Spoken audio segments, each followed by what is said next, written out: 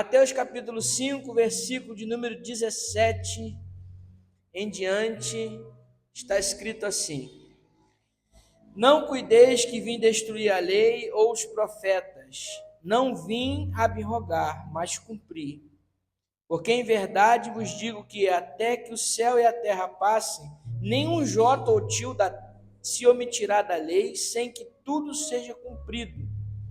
Qualquer, pois, que violar um destes menores mandamentos, e assim ensinar aos homens, será chamado menor no reino dos céus. Aquele, porém, que cumprir e ensinar, será chamado grande no reino dos céus. Porque eu vos digo que se a vossa justiça não exceder a dos escribas e fariseus, de modo nenhum entrareis no reino dos céus. Ouviste o que foi dito aos antigos? Não matarás, mas qualquer que matar será réu de juízo. Eu, porém, vos digo que qualquer que sem motivo, sem colerizar contra seu irmão, será réu de juízo. E qualquer que chamar o seu irmão de raca, será réu do sinédrio. Qualquer que lhe chamar de louco, será réu do fogo do inferno. Portanto, se trouxeres a tua oferta no altar, e aí te lembrares de que teu irmão tem alguma coisa contra ti, deixa ali diante do altar a tua oferta e vai reconciliar-te primeiro com teu irmão. E depois vem e apresenta a tua oferta. Concilia-te depressa com teu adversário, enquanto estás no caminho com ele, para que não aconteça que quando o adversário te entregue ao juiz, e o juiz te entregue ao oficial e te encerre na prisão. Em verdade te digo que de maneira nenhuma sairás dali, enquanto não pagares o último ceitil. Amém. Senhor, essa é a tua palavra que foi lida, e nós vamos nessa noite meditar na mesma. Fala conosco, continua falando nossos corações, por bondade e misericórdia, em nome de Jesus. Amém. Pode sentar?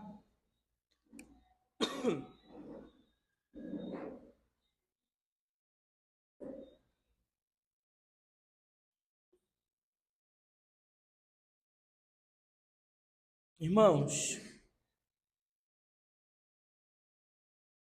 quando Jesus disse que o reino dos céus é chegado, em Mateus capítulo de número 4, versículo de número 17, Jesus disse: arrependei-vos, porque é chegado o reino dos céus. E logo em seguida, nos capítulos 5, 6 e 7 de Mateus, ele ensina como viver no reino dos céus, como viver nesse reino que chegou. Quando Jesus diz que o reino de Deus chegou, ele também está dizendo que essa relação nova do reino de Deus também muda a forma como a gente se relaciona com o próximo. Então, a partir desses versículos que nós lemos, versículo 17 em diante que lemos, nós vemos que Jesus está trazendo agora um sentido mais profundo acerca da lei e acerca do reino de Deus. Ou seja, você quer viver no reino de Deus? Se você quer viver no reino de Deus, entenda que viver no reino, ou seja, viver debaixo da autoridade de Cristo, ser governada por Ele, pressupõe que você precisa cumprir aquilo que está escrito nesses textos que nós vamos meditar a partir de agora, que aqui começa a vir a constituição do reino, ou seja, as regras pelas quais nós devemos ser norteados na nossa vida cristã. Então Jesus, ele começa dizendo, e ele faz uma comparação entre a lei e agora o período da graça. A lei que estabelecia que se para você pecar, você precisa cometer uma ação. Quando você olha os 10 mandamentos, por exemplo, dá uma olhadinha na sua Bíblia lá, em Êxodo capítulo 20.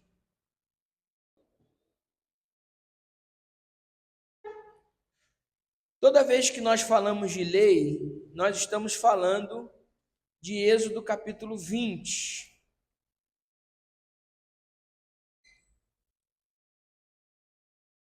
que está aqui o resumo da lei de Deus, que é os 10 mandamentos.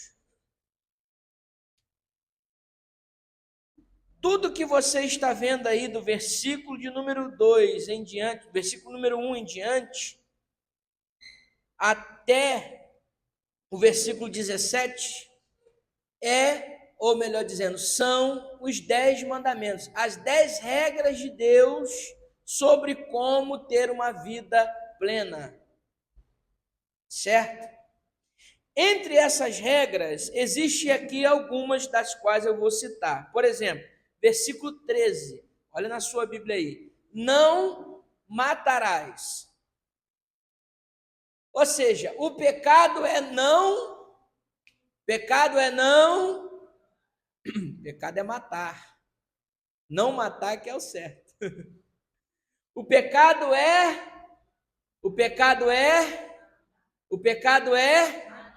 matar. Matar é pecado, matar é errado. Ou seja, o ato de você infringir contra a vida de alguém, tirar a vida dessa pessoa, é pecado. Vamos para mais alguma coisa aqui. Versículo 14. Não adulterarás. Então, o pecado é adulterar. Ou seja, adulterar no sentido de você ter uma relação fora do casamento, extraconjugal. É adultério, e adultério é pecado.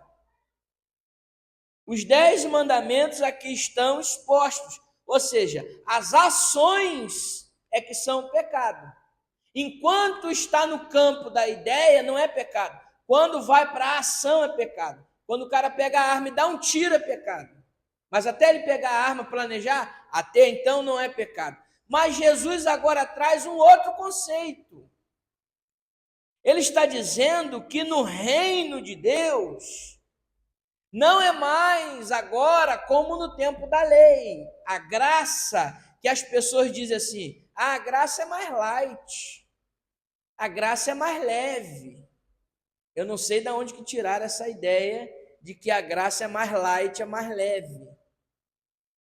Porque na lei, para você dizer que era um homicida, você tinha que matar alguém.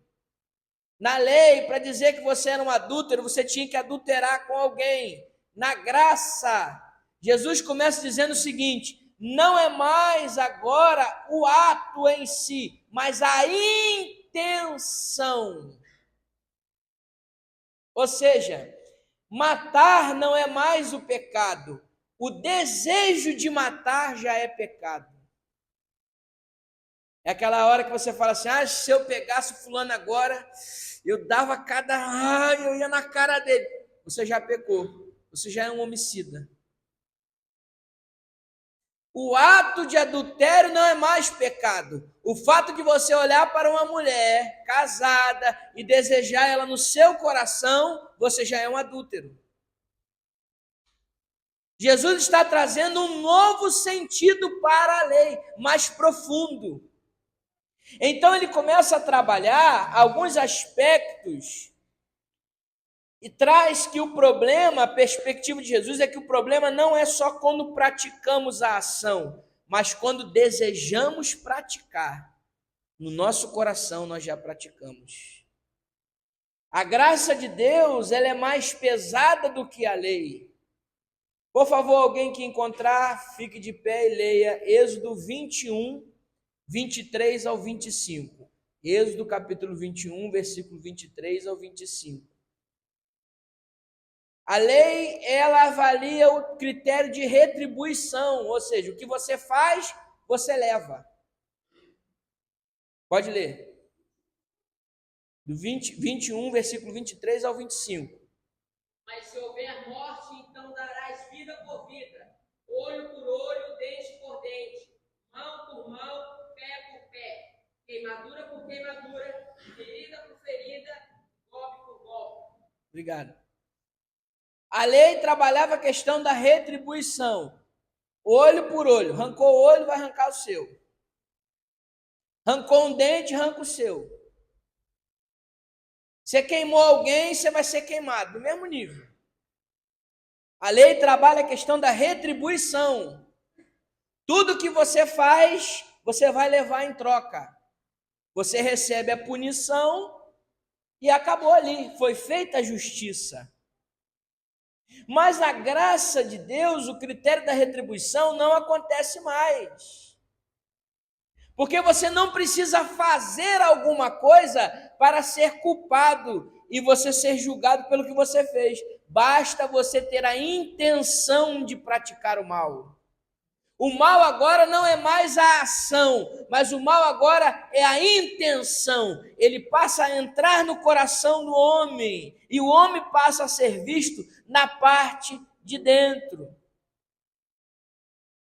Jesus então coloca dentro de cada um de nós a responsabilidade de cumprir a palavra. Porque agora você não é mais, se você tirar um dente de alguém, a Bíblia não manda eu pegar um alicate e arrancar teu dente. Isso é sentido figurado, logicamente.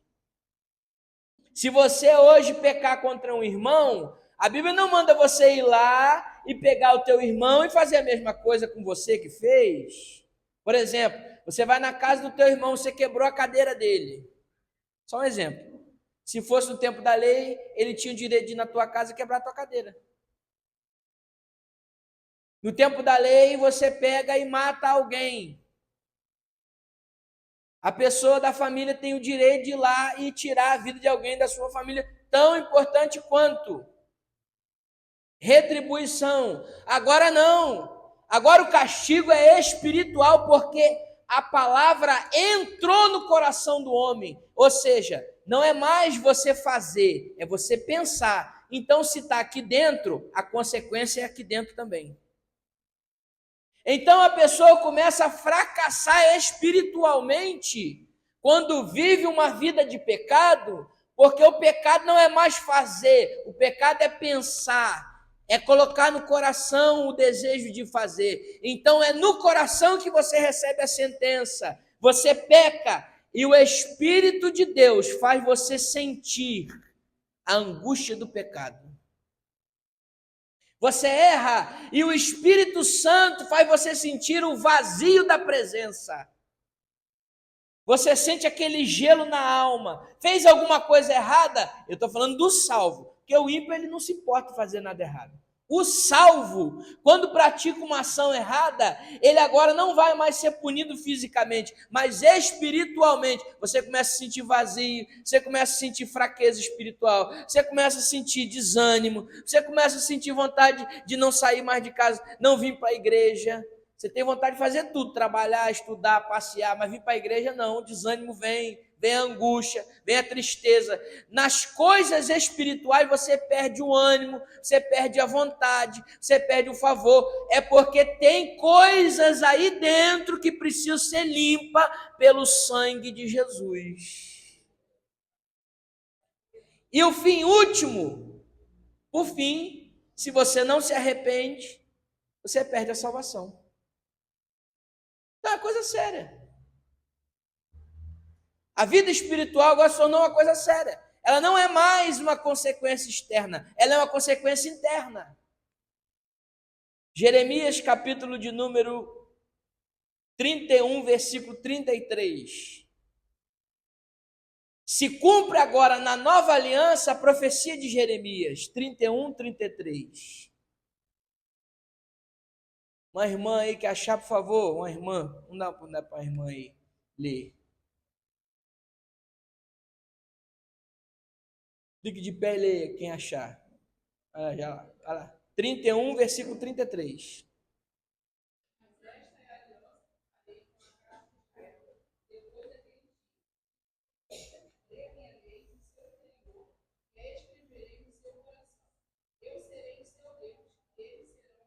Obrigado. Colocarei a minha lei no seu interior, no seu coração. A lei vai sair da pedra e vai vir para dentro de você. Ou seja, toda vez que você pensar em alguma coisa, aí o Espírito Santo vai falar dentro de você, não faz isso não. A ação agora não é mais, agora ela está dentro de você. A palavra entrou. É por isso que nós somos templo do Espírito Santo, porque dentro de nós está habitando a própria palavra de Deus. Um crente cheio do Espírito Santo é um crente cheio da palavra.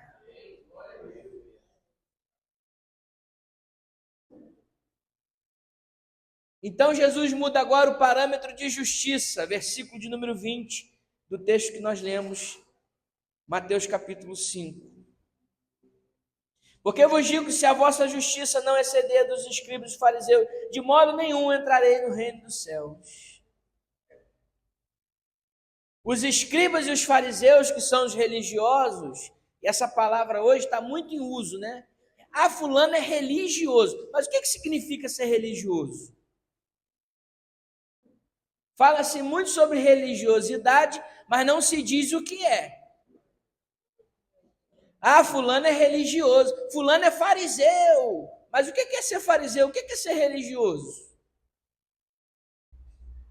Os fariseus e os religiosos daquela época, eles foram condenados por Jesus porque eles viviam uma vida de aparência, mas a essência estava longe deles. Aparentemente eram santos, aparentemente eram servos de Deus, aparentemente eram pessoas de bem, mas o seu coração estava podre, porque praticavam o pecado e o mal. Isso é ser religioso. E Jesus, então, ele vai nos dizendo assim: se a vossa justiça não exceder dos escribas e fariseus, de modo nenhum entrarei no reino do céu. O que Jesus está falando com isso? Ele está dizendo o seguinte: não adianta você ter uma aparência de salvo, mas o seu coração está podre, cheio de pecado. Não adianta você vir para a igreja, sentar aqui, ouvir uma boa palavra, os louvores e tudo mais, e você sair daqui e praticar coisas abomináveis aos olhos do Senhor, porque você é um hipócrita. A justiça dos fariseus e dos escribas era a justiça da hipocrisia. Eles pregavam uma coisa, exigiam do povo uma coisa, mas eles não acreditavam e não viviam aquilo que eles estavam pregando. Aí Jesus disse assim: vocês precisam praticar a justiça diferente deles, tem que exceder, tem que ser um pouquinho mais, porque você precisa se importar com a essência primeiro, depois a aparência. Primeiro a essência, depois a aparência. Primeiro você é cheio do Espírito Santo, depois você pula a roda e profetiza. Não adianta pular, rodar e profetizar e ser safado lá fora e enganar os outros e contar mentira e fazer fofoca. Você precisa ser cheio do Espírito Santo aqui e cheio do Espírito Santo lá. A essência vem primeiro que a aparência. Bota a saia lá no pé, mas a língua acompanha a saia, não adianta nada. A justiça tem que exceder dos escribas e fariseus. Bota a terno e gravata aqui e lá fora enche o copo e toma todo. Não adianta nada viver de aparência. Jesus está dizendo essência primeiro, depois aparência.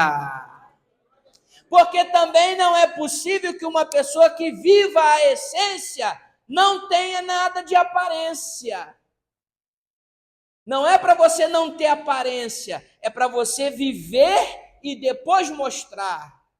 No mundo digital, onde as pessoas estão preocupadas com postagem, com curtida, com like, se vai gostar, se não vai, eu não estou nem aí. A mensagem vai para o YouTube, mas eu vou falar a verdade porque eu estou preocupado com a essência, eu não estou preocupado com a repercussão. As pessoas estão preocupadas em mostrar o que elas não são. Quer mostrar que é cheio do Espírito, mas na verdade tem um espírito de engano na vida. Quer mostrar que tem, quer mostrar que é o tal, mas não tem nada. É sepulcro caiado. Você olha por fora, está lindo, por dentro está podre. Jesus disse: a vossa justiça, como é que você tem usado a sua régua de medir? Você olha para uma pessoa e você avalia ela pelo que você está vendo só exteriormente, mas e o interior dela? Fulano é metido, hein? Você vê como é que fulano é metido? Você nunca tomou um café com ele para dizer que ele é metido. Olha, fulano é soberbo, é arrogante. Quando foi que você sentou com ele na mesa, tomou um café com ele, para dizer, está julgando pela aparência. Olha, fulano não fala comigo, vai você e fala com ele.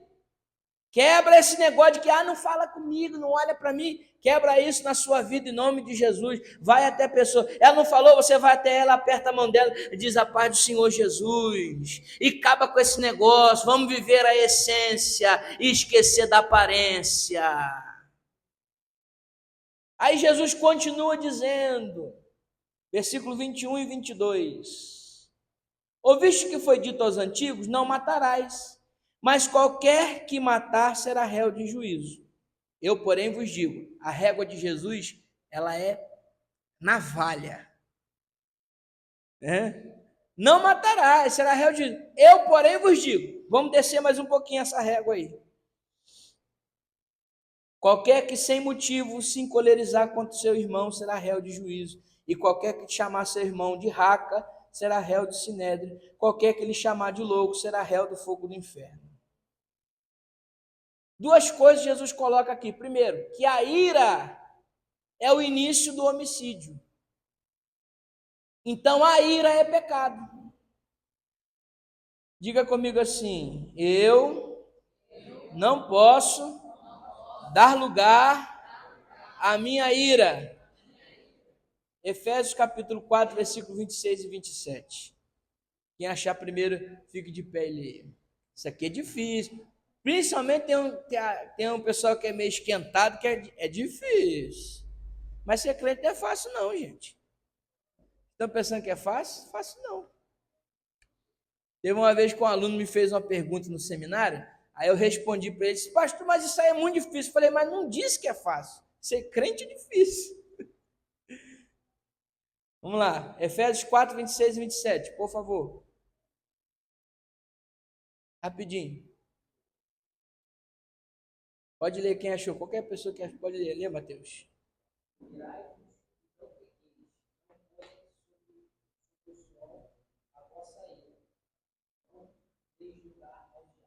Irai-vos e não pequeis. Quando você ira e você dá lugar à sua ira e você deixa a sua ira dominar as suas ações, duas coisas acontecem. Primeiro, você abre a porta para agressão.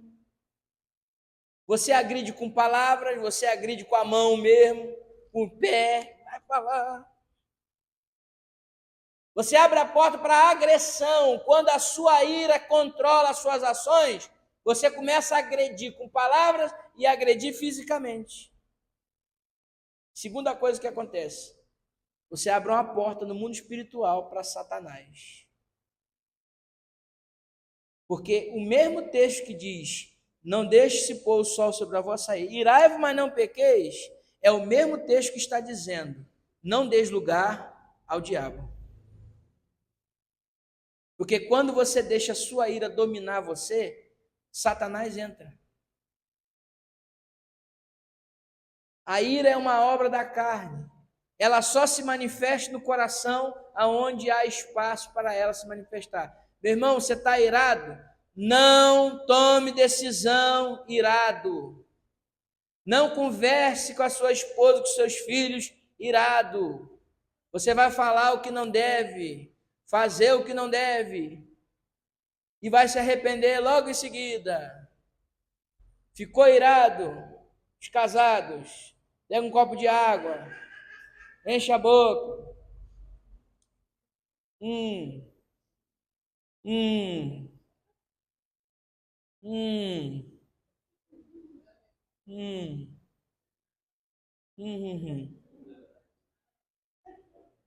Só não vale cuspir água na cara do outro. Aí é agressão. Enche a boca de água.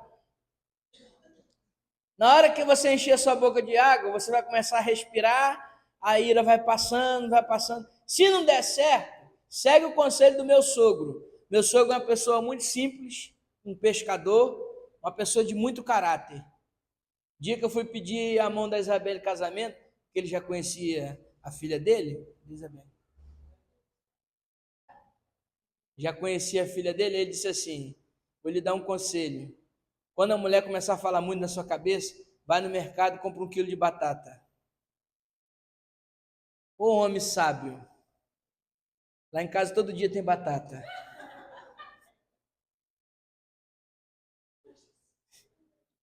Ô homem sábio, te amo, meu amor. Você é a minha iradinha preferida. Mas não é, irmão? Não é verdade? Vai no mercado, irmão, dá uma volta na quitanda, vai na feira. Aí você volta, a paz já está reinando de novo, pelo menos no seu coração. Pronto. Quer resolver, quer corrigir o filho na hora que o filho faz a arte. O filho fez a arte, você ficou irado, você vai pegar ele desproporcionalmente, você vai bater aonde não deve, você vai brigar, você vai perder a sua razão. Se acalme, somente os homens, tá? Pastor, o senhor não tem filho, mas eu sou filho. Eu atendo filhos que têm trauma de infância, porque os pais eram violentos. Você está irado com o seu filho? Você está revoltado com alguma coisa, porque às vezes você está chateado com alguma coisa que aconteceu no seu dia, e o filho vem à planta e fala, agora mesmo que eu vou descontar. Toma, vá. Cuidado, hein? Cuidado que você pode estar gerando um outro problema lá na frente. A violência nunca é o melhor caminho. Nunca. Quando você precisar dar uma corrigidazinha, você pode corrigir, mas corrige sem ira, corrige no amor. É bem melhor. Segundo lugar, a ofensa é considerada pecado. 1 João, capítulo 3, versículo 15. Primeira epístola de João, capítulo 3, versículo 15. Jesus disse, se você chamar teu irmão de raca ou de louco, é réu do fogo do inferno. O que significa essas duas palavras? No hebraico, essas duas palavras significam ofensas como palavrões. Se você chegar e xingar teu irmão, na hora da ira, você dá aquela palavra, aquele xingamento, filho disso, filho daquilo, vai para onde, vai para não sei aonde. Você começa a xingar, você profere palavras de xingamento, palavras chulas. Você está usando a sua boca como uma arma, porque as palavras, elas ofendem tanto quanto a bufetada na cara. E Jesus diz que as palavras se tornam agora também medida de homicídio. Vamos ver um negocinho aí, 1 João 3,15. Estou caminhando para o final já. 1 João 3,15. 1 João 3,15. Quer achar? Lê rapidinho. Lê aqui, irmã Genildo.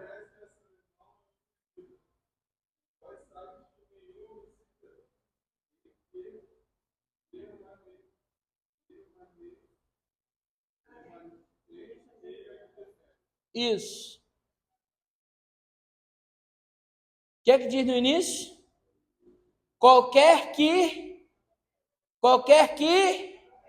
seu é homicida. Você está aborrecendo seu irmão, está provocando, fazendo pirracinha, está arrumando contenda, a Bíblia chama você de homicida. Sou eu não, é a Bíblia. Homicida. Porque as nossas palavras, elas são verdadeiras armas. Agora você imagina um marido com uma mulher. Uma mulher com um marido. Você imagina um irmão com outro irmão. Você imagina um pai com um filho com um pai.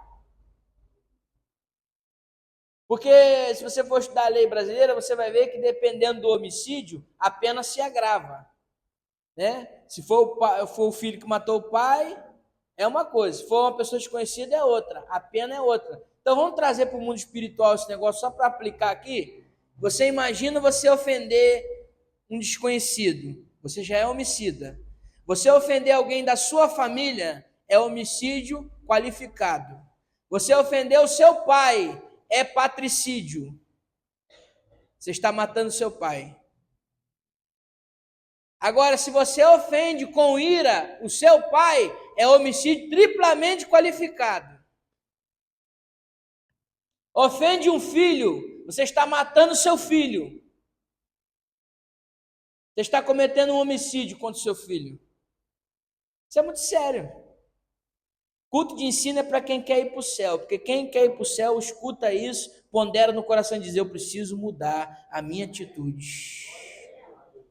Porque o que eu estou falando aqui não é porque eu estou querendo condenar ninguém, não. Eu estou falando isso aqui porque eu quero chegar no céu e olhar no olhinho de vocês e saber que vocês chegaram lá porque eu ensinei a verdade, eu não tive medo de falar a verdade. E a verdade é o que liberta. E ele ficar aqui falando, recebe chave, recebe carro, e você sair daqui, chegar em casa e cometer homicídio na sua família. Cuidado com a sua palavra. Ah, pastor, mas eu sou assim, eu sou colérico, eu sou sanguíneo. Cuidado com a sua palavra. E quando Jesus falou isso aqui, ele não excluiu nenhum temperamento. Todos os temperamentos estão aqui. Sanguíneo, fleumático, melancólico, colérico, está todo mundo aqui. A palavra é para todo mundo. Cuidado com a sua palavra.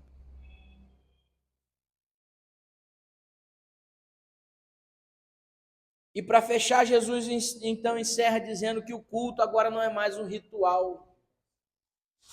Versículo 23 ao 26, ele diz: portanto, se estiver apresentando a sua oferta diante do altar, e aí se lembrar que o seu irmão tem alguma coisa contra você, deixa a tua oferta, vai até ele, se conserta, depois você vem e apresenta a sua oferta no altar. Olha que coisa interessante. Preste atenção.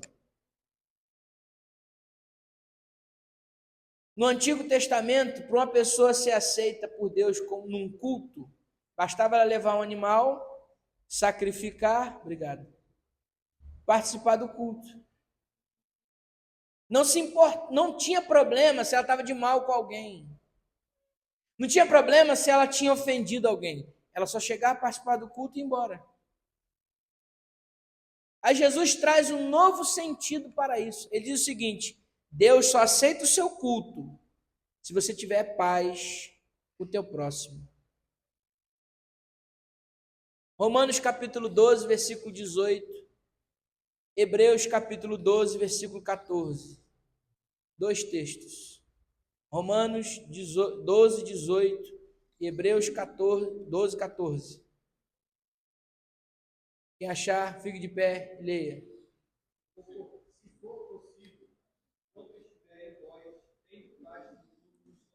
Se for possível, no que depender de você, tenha paz com todos. Hebreus 12, 14. Isso eu sei de cabeça. Achou? Achou aí? Hebreus 12, 14. Quem achou, leia. Pode ganhar tempo. Rapidinho, vai.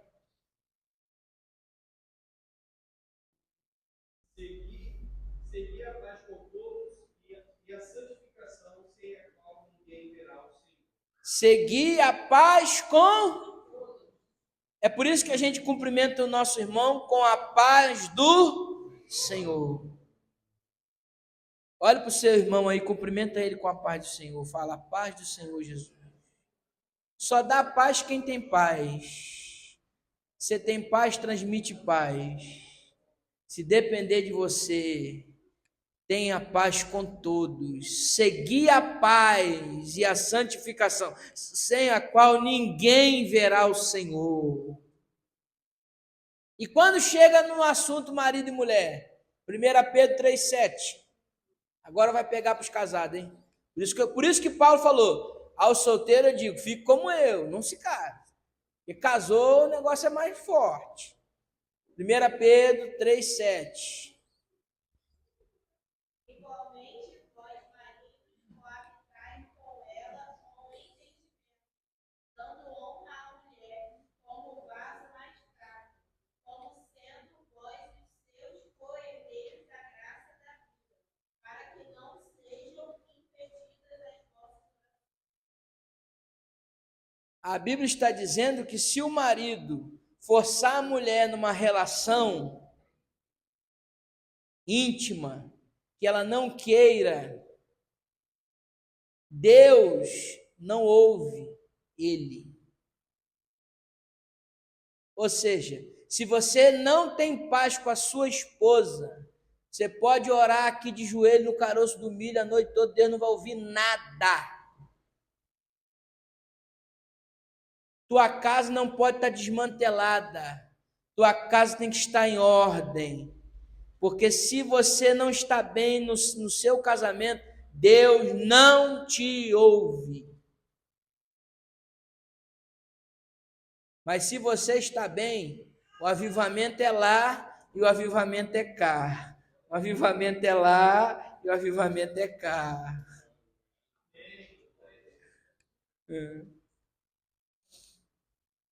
É um avivamento total.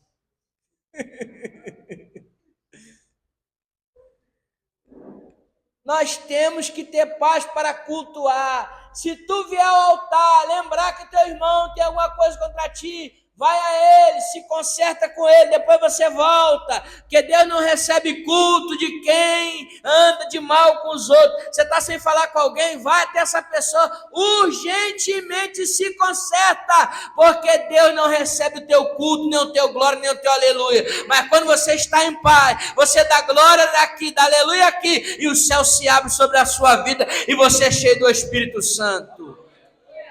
Aí tem crente dizendo assim, não estou sentindo nada no culto, é porque você deixou alguma coisa lá fora para resolver, e Deus não enche você da presença dele, se você tiver com picuinha com alguém, vai resolver esse problema, depois você vem cultuar, porque culto é coisa séria, halabachou de calamaia.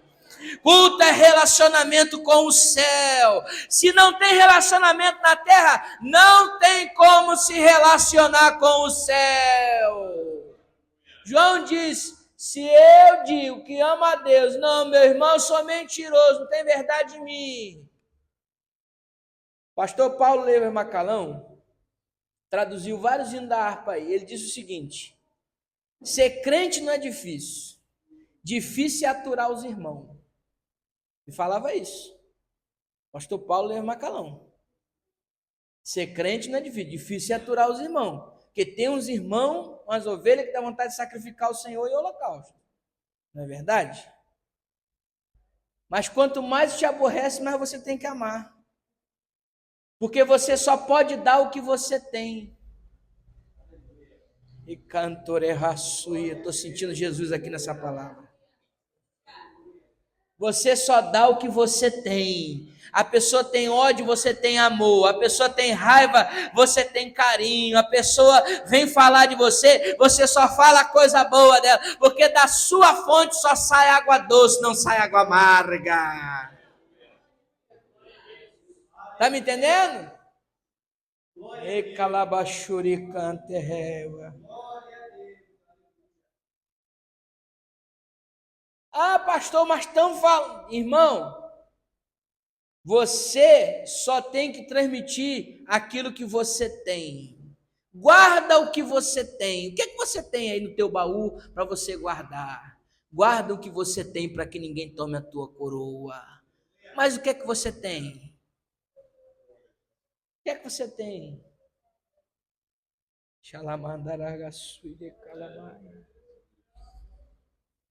Aí Jesus vem e traz outro conceito um pouquinho mais difícil agora.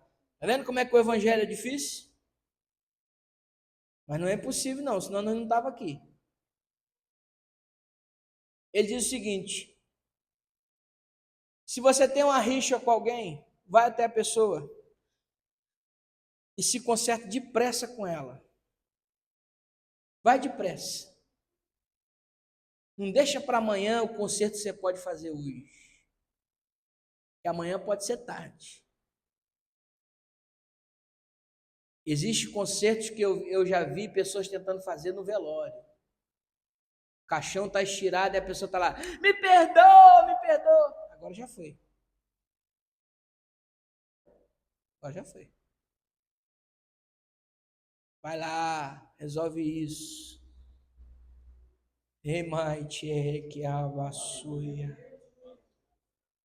Mateus 18, 21 e 22, Pedro perguntou para Jesus, Senhor, até quantas vezes devo perdoar meu irmão? 7 vezes? Ele fez uma pergunta para Jesus usando uma numerologia judaica. Ele disse: Senhor, eu tenho que perdoar meu irmão de uma forma plena? Aí Jesus vai e responde para ele assim: 7 não, 70 vezes 7. Ele coloca um númerozinho ali. O que Jesus está falando para ele? Pedro, não é a perfeição do perdão, é mais. É mais. É mais. É mais. É mais. Mas eu fui traído, Jesus também foi. Perdoa. Mas eu fui cuspido, fui maltratado, me xingaram, Jesus também foi. Perdoa. Mas eu fui humilhado, Jesus também foi. Perdoa. Ah, mas me colocaram uma coisa que eu não fiz. Perdoa. Jesus também foi imputado de um crime que ele não cometeu e perdoou. Na cruz ele abriu os braços e disse: Pai, perdoa eles porque não sabem o que fazem. Se Jesus perdoou, você e eu somos capazes de perdoar. Perdoe. Quando você não perdoa alguém, chega aqui, Samuel. Eu já fiz essa ilustração aqui na igreja. Ah, tá mais pesado, não tem problema não. Eu sou crossfit. Você não perdoa alguém, ó, você vai levar a pessoa assim, ó, todos os dias nas tuas costas. Tu vai almoçar com ela, vai jantar com ela, vai dormir com ela, vai acordar com ela. Mas quando você perdoa, a cura entra no teu coração primeiro. Teu coração é limpo e a paz de Cristo reina no teu coração. Perdoa!